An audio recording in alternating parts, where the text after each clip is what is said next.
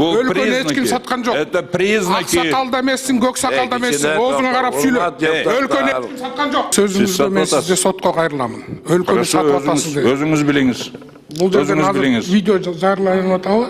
Өлкөнү сатып атат дегениңиз үчүн мен сизди сотко берем. Өзүңүз билиңиз. Оозуңузга карап сүйлөңүз. Өлкөнү эч ким саткан жок. Это признаки. Аксакалда эмессиң, көк сакалда эмессиң. Оозуңа карап сүйлө. Өлкөнү эч ким саткан жок. Sen satып атасың. Мен сатып атам. Ушул сөзүң үчүн сотто жооп бересиң. Мен уят дейм, өлкөнү сатып атасың. Сага окшогонду сатып, өлкөнү өлтүрүп атасың. Сага окшогондорбу? Сага окшогон. Көрөбүз аны, соттон көрөбүз. Каршымда эле кой. Соттундан билебиз. Өлкөнү сатып атасың. Именно силерди байлап сүйлөңүз. Сенден уйда сыйда кетти, урматта кетти. Өлкөнү сатып атат дейт. Сага окшогон адамды Урматтуу депутаттар, урматтуу коллегалар, Султан Адамович. Өлкөнү сатып атасың дейт. Абайлап сүйлөңүз. Балбазарлыгы. Аксакал башыңыз менен. Өлкөнү сатып атасың дейт. Уят көрөсүң азыр кандай сатып атканын. Уятыңыз жок. Шын керек. Верде сен Эм токток кылада болду эм балбазарлыгы. Өлкөнү сатып атасың дейт. Султан Адамович. Эм болду гына бул эми тиги прямой эфирде отурат да. Өлкөнү сатып атасың. Уялбайсың бей. Жер ушуга жеткирип атасың. башка рекреация объекттери дегенге определение берип койгулачы бул эмне? Минюс рекреациялык объекттер дегенде ким өкмөттөн бере алат? Султан Абдрашидке мен жетишсиз айтып койдум окшойт, кемчил. Ким бере алат? Жооп берип коелучу. Ысык-көл экологиялык экономикалык тутумун туруктуу өнүктүрүү жөнүндө мыйзамдын биринчи беренесине ылайык рекреация объекттери бул менчигинин формасына жана ишкердик ишти жүзөгө ашыруунун укуктук формасына карабастан эс алуу, ден соолукту чыңдоо, туризм үчүн пайдалануучу рекреациялык мейманканалык кызматтарды, ден соолукту чыңдоо, жашап туруу, эс алуу, туризм боюнча кызматтарды көрсөтүүчү Ысык-көл биосфералык аймагынын чегинде жайгашкан пансионаттар, курорттор, эс алуу үйлөрү, коттедждик шаарчалар, конок үйлөр жана башка объекттер кирет. Жок, силер бул определенияны каяктан алдыңар? Бул аныктама ошол мыйзамда көрсөтүлгөн биринчи беренесинде. Ойлоп чалып эле чыгарып атасыңар да, башты айлантырып атасыңар да. Силердин могу законду, мыйзамды жазган адамдардын ойлоп чыгарганы да бул. Бул объективное определение эмес, объективное определение рекреация объекттери деп ошол именно эс алуу жерлерди айтат. Ошол жерде сууларды, карларды, тоолорду, токойлорду и так далее. Именно жерди айтат. Болгондо дагы силер эң жакшы жерлерди сатканы жатпайсыңарбы? Эмне башты айлантасыңар? Жөн эле хочется продать дебейсиңерби анан көрө? Жөн эле саткыбыз келип атат дебейсиңерби? Ошол жерди сатып туруп бизнес кылыш керек дебейсиңерби анан көрө? Себебиден бул жерде бул законду жазганыңар мына бу жерде уруксат Султан абы. Жок, токтоп туруңуз, мен сүйлөп алайын. Азыр бул жерде мындайда силер мына рекреация объекттери дегенге точно определение бергиле. Бул жерде мына Википедиядан карагыла, башка жактардан карагыла рекреация объекттери деп конкретно эле жазылган ал жерде. Это общепринято. Кийин эгер ал эмеси иностранец, кийин претендовать эткенде силердин могу эмеңерге карабайт. Силер жазган законуңарга. Алар международный определенияга карайт. А Википедияда именно эл аралык определение тактама жазылган. Рекреация объекттери эмне экен? Ал жерде конкретно айтылган. Бул эс алуу жерлер деп конкретно эле. Кечиресиз, окуп коеюн эми. Окуп кой. Составы земель рекреационного назначения хода земель. Каяктан окуп атасыз? Сиз айткандан, Википедиядан. Ну-ка давай. Назначение земельных участков, на котором находятся дома отдыха, пансионаты, кемпинги, объекты физической культуры, спорта, туристические базы, стационарные палаточные туристические лагеря, детские туристические станции, туристические парки дейт. Мына сиз айткан жер. Биз астынан алган жокпуз да, бизде ошол Анда могу жерге ошентип жазгыла. Макул, жазып коелу. Жок, могу жерге ошентип жазылган, что үстүндөгү объектилер деп жазылган. Ошентип эле жазылып турат, биякта ниетибиз ошол эле, Султан Абдрашев. Башка ниетибиз Анан жок. кийин дагы бир жерде мындай да. Силердин бул азыр бул законду чыгарып атканыңар, силердин или там өкмөттүнбү, өкмөттүн скорее целое агентстволорду түзүп алгансыңар по привлечению инвестиций, инвестиция тартуу боюнча. Биз түзүп алган эмеспиз. Жок, токтоп туруңуз. Өкмөткө айтсаңыз. Өкмөт түзүп алган, андан тышкарыдан тысячу людей занимается этим делом. Ошого карабай, инвестиция тарта албайганыңардын белгиси бул. Вот, өкмөттүн. А силер инициировать этип атпайсыңар муну?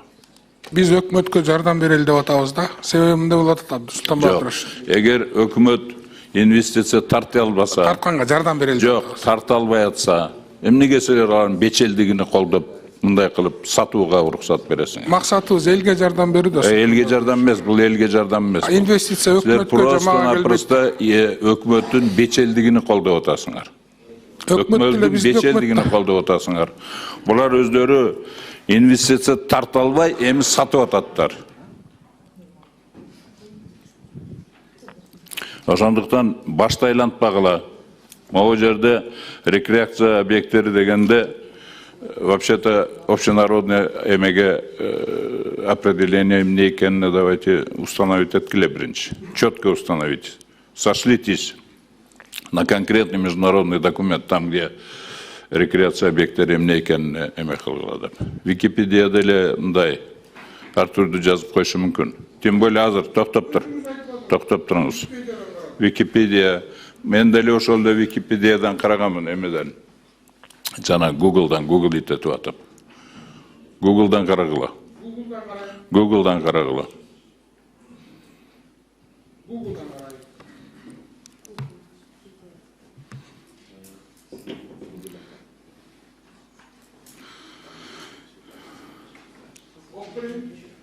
Давайте.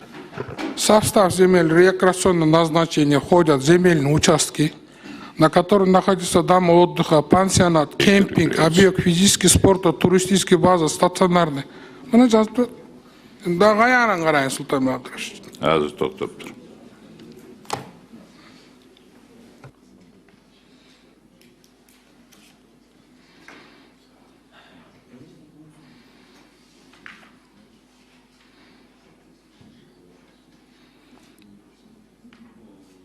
Султан Абдрашевич, бул жерди сатуу жөнүндө такыр сөз жок. Мына Кудай буйруса, Каркарада чоң лыжный базалар салынып атат. Асман шаары 10 күндөн кийин салынат деп атат.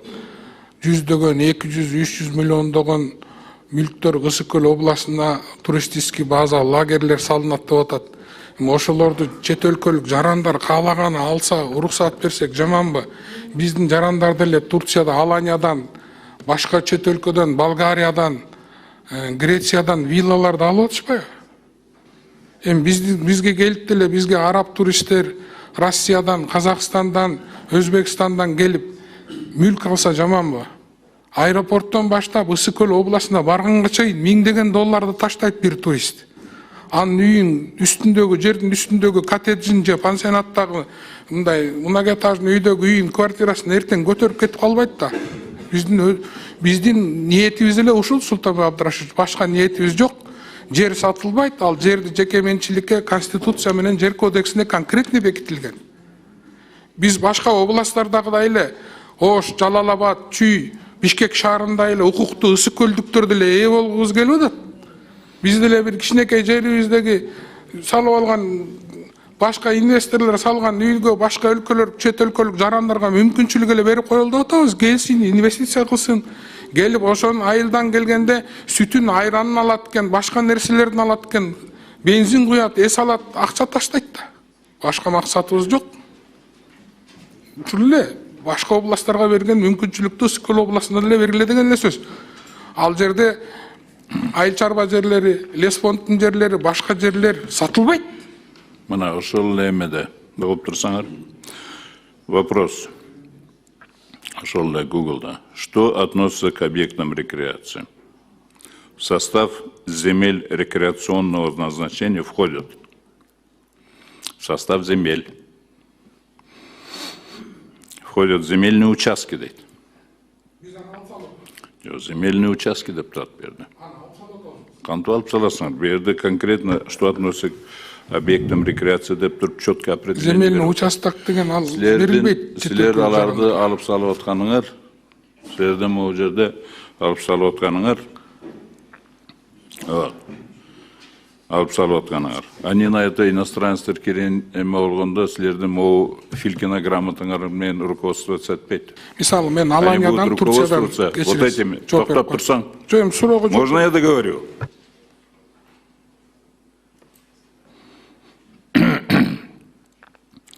В состав земель рекреационного назначения входят земельные участки, на которых находятся дома отдыха, пансионаты, кемпинги, объекты физической культуры и спорта, и туристические. Именно земельные участки, на которых находятся. Поэтому БРД рекреационные объекты, рекреационные объекты конкретный жазғыла.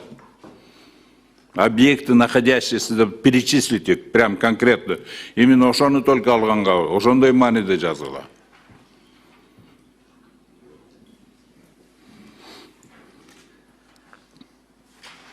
Речь идет именно о земельных участках, на которых находятся объекты. Если именно земельный участок со всеми объектами продаете, в данном случае. Ошентип жазгыланда. Вы же хотите башын айлантырып туруп, элдин башын айлантырып сатып берип атасыңар да жерде. Именно участки продаете, на которых находятся, да, действительно находятся дома отдыха, парки, скверы и все прочее остальное. Ошентип жазгыла. Эмне микейсиңер башыңар? Султанбек Абдрашев, сиз Аксакал кашыгаттары бүгүн туулган күнүңүздө экен, сый урмат менен Унчукбай атында. Балбак Зарлыкович, Унчукбай, мени уважать этпейле койгон. Макул, сизди Балбак Зарлыкович, мени уважать этпейле койгон. Минюстун өкүлү айтып атпайбы, жер сатылбайт деп. Мени сыйлабайлы койгон. Жок, хорошо, сыйлабайлы койгон. Минюстан сурабайсызбы? Жер сатылабы, сатылбайбы? Өкмөткө да ишенбейсизби? Мыйзамга да ишенбейсизби? Мен өкмөткө ишенбейм. Мыйзамга ишенбейсизби? Баш мыйзамга ишенбейсизби? Жок. Сиз бизге ишенбей эле коюңуз. Баш мыйзамга ишенесизби? Земельный кодекске ишенесизби? Силер ошол земельный кодекске каршы кылып атпайсыңар. Анда сотко берсиңиз, конституциондук сотко кайрылбайсызбы анда? Силер все подгоняете, все вот сейчас в одну биреме менен эме кылып атасыңар. Максатыңар, ниетиңер жакшы эмес. Андай эмес. Такыр туура эмес, Султанбек Абдрашев. Это ваше мнение. Мен сиздерге өзүмдүн мнениемди айттым. Мына в состав земель рекреационного назначения входят земельные участки деп турат. Силер именно объекты дегенде ошондо могу жерде вот объекты рекреационного участка, на котором находятся деп туруп ошону жазылды. Именно чтобы было видно, что именно ошол рекреационный участкынын үстүндөгү именно дом отдых, пансионат, туда-сюда парки, ошолорду гана только сатса болот деп жазгыла. Может быть, собственностью чет элдик өкүлдөрдө болушу мүмкүн деп жазгыла. А силер антип жазган жоксуңар да. Рекреация объекттери деп туруп, мындай деп турат, бардыгы могу жерде мындай деп жазылып атпайбы? Мына действующий эмеде рекреация объекттери Кыргыз Республикасынын жарандарынан жана юридикалык жактарынын, жергиликтүү мамлекеттик администрациялардын жана өз алдынча башкаруу органдарынын менчигинде болушу только мүмкүн деп. А силер берге кошуп атасыз, ошондой эле чет өлкөлүк жарандардын, чет өлкөлүк юридикалык жактардын менчигине болушу мүмкүн деп кошуп коюп атпайсыңарбы? Ошондо мен айтып атам, давайте могу объекты рекреации дегенди конкретный кылып ачкыла, жазгыла ошону. Жок, сиз сунушуңузду иретке келтирип кошолу, мына сиздин сунушуңузду конкретизировать этиш үчүн мына отдел отурат. Кол коюп берсеңиз, сиздин сунушуңузду, мына мисалы ошол Алишер Ташбаевдин сунушу деле ошондой. Так эле ошо сиз айткан сунушту Алишер Ташбаев. Сунушуну силер көңүлгө алдыңарбы? Азыр добуш бересиз да. Киреби? Конечно, кирет. Вот. Ошону айтып коюшум керек.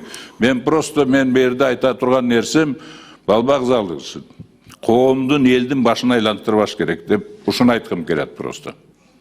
Башын айлантырбагыла, моундай түшүнүксүз, элге түшүнүксүз определение менен жанагындай башты айлантпаш. Мындай определениеге так ачып бергиле элге, чтоб элге түшүнүктүү болсун ушунун бардыгы. Кийин анан кийин 10 жыл, 15 жылдан кийин ал курулуп тудаста болушу арасында 20 жыл өтөт.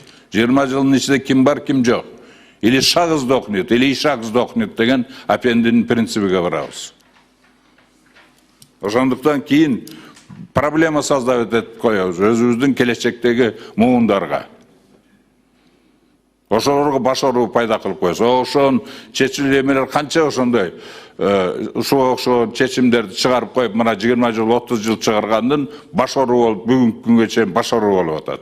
Ошол эле Тажикстандын эмеси согушка чейин барып, Өзбекстан менен, башкалар менен канча ушундай азы проблема болуп атат. Ошонун чечишини, кандай кылышын чечишини билбей, арбалекет болуп атабыз. Вот о чем идет речь. Ошондуктан бул жерде конкретный жазгыла. Конкретный жазгыла. Кайсы эмне конкретно дома отдыха, ошол именно мүлктөр гана эмеге менчикке өтүшү мүмкүн деп иностранецтерге. Они вот так вот общие рекреация объекттери деп жазбай. Анан кийин дагы мен бир жолу айтып атам. Силер мына эмени вообще инвестиция деген түшүнүктү, инвестиционный климат деген түшүнүктү бизде эң жогорку деңгээлде туура эмес түшүнөт. Климатты. Бардык ойлойт, ошол закондорду чыгарып берсек, ошолорго билген богуну жей турган закондорду чыгарып берсек, ошо инвестор, ошону биз инвестиционный климат деп эсептейбиз. Жок. Негизги инвестиционный климат это растущая экономика, это растущий рынок. Эгер инвестиционный климат жакшы болуп, инвестиция тартылсын десе, өкмөт өнүктүрсүн. Бурный өнүгүү болсо, мына Кытайга окшоп, же Южный Корея башы. Ошондан кийин инвесторлор катарга түзүлүп калат. Инвестиция кылабыз деп. Ошол шартты түзө албайттар дагы сатып ататтар. Поэтому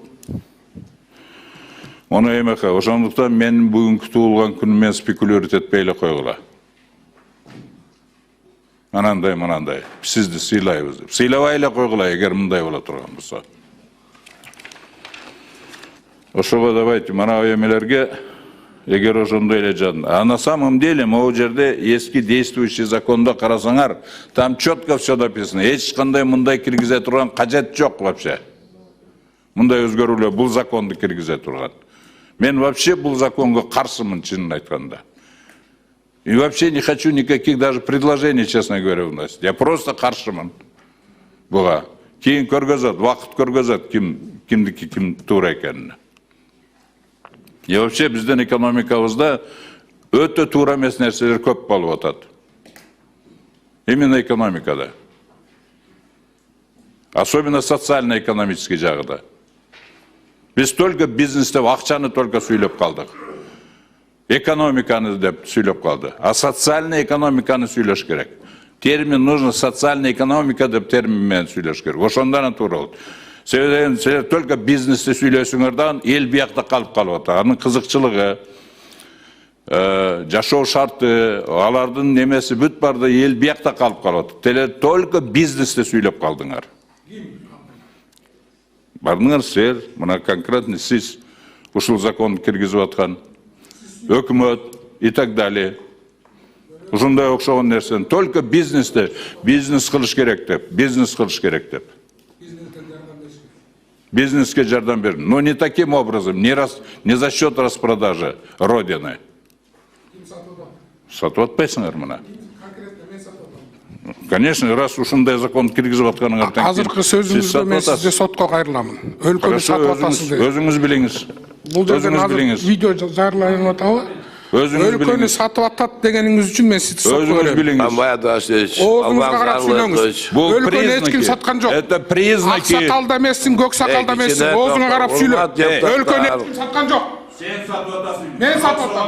Ушул сөзүң үчүн сотто жооп бересиң. Мен уят дейм, өлкөнү сатып атасың. Сага окшогонду сатып, өлкөнү өлтүрүп атасың. Сага окшогондорбу? Сага окшогон. Көрөбүз аны, соттон көрөбүз. Соттун дагы билебиз. Өлкөнү сатып атасың.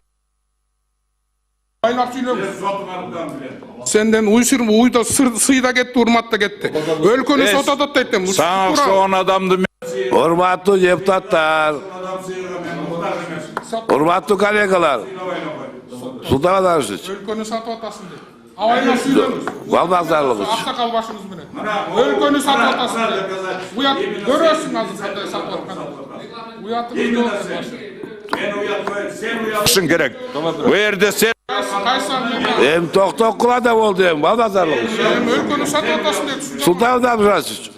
Hem bolduğuna bu emitigi primoy efirde oturat da. Өлкөнү сатып атасың деп. Уялбайсың деп. Уялбайсың деп. Өлкөнү сатып атасың. başka Бетиң жок экен. Senin betin. Бет деген бет olur. Oturasın bu çiğip. Senin betin.